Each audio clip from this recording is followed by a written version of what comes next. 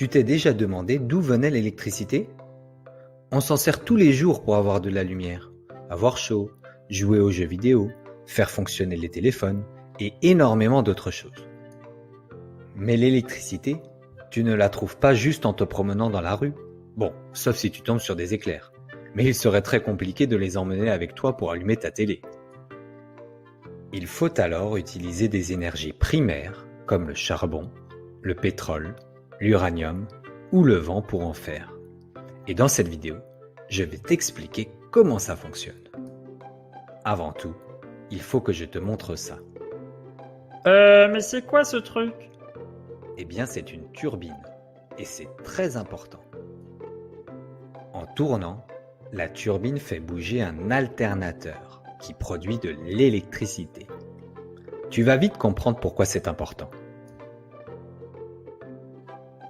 Commençons par l'énergie que l'on utilise le plus en France, l'énergie nucléaire.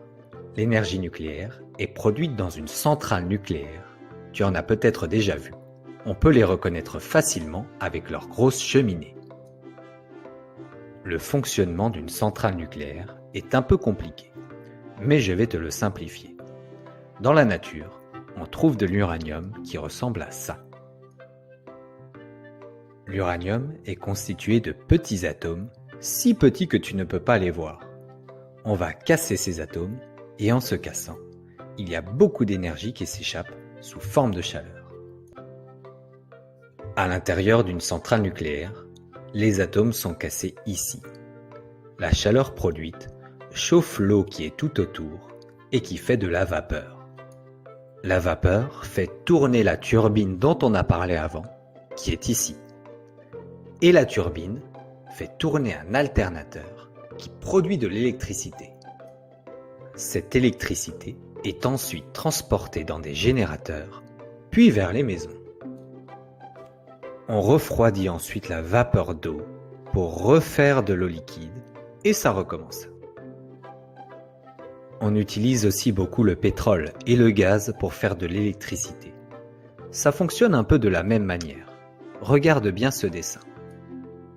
On brûle le pétrole ou le gaz ici pour faire chauffer de l'eau et ensuite la vapeur d'eau pousse des turbines ici qui tournent et en même temps, qui est-ce qui tourne?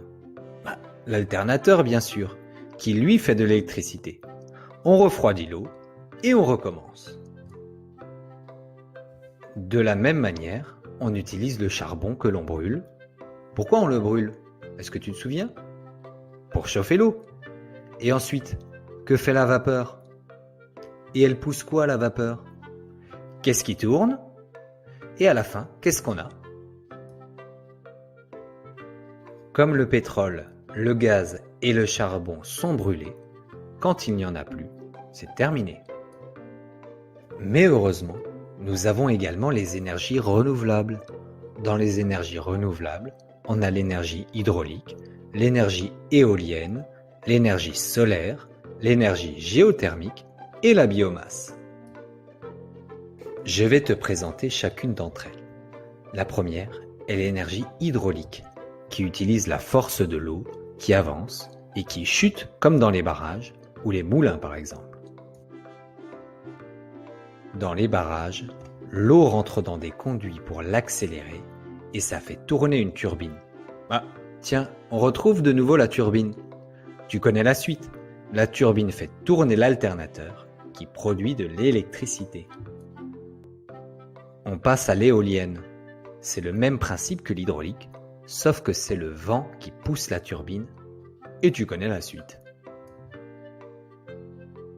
C'est la même chose avec l'énergie géothermique. On utilise la chaleur du sol qui transforme l'eau en vapeur, qui pousse les turbines, etc., etc.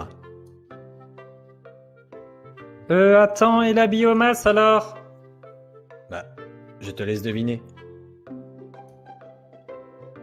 Je pense que tu as déjà tout compris. C'est toujours notre histoire de turbine, mais cette fois-ci, pour chauffer l'eau, on brûle des déchets végétaux, des plantes ou du bois. La seule qui ne fonctionne pas avec la turbine et l'alternateur, c'est l'énergie solaire.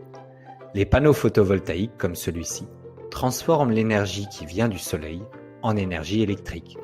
Ces panneaux permettent aussi de chauffer l'eau.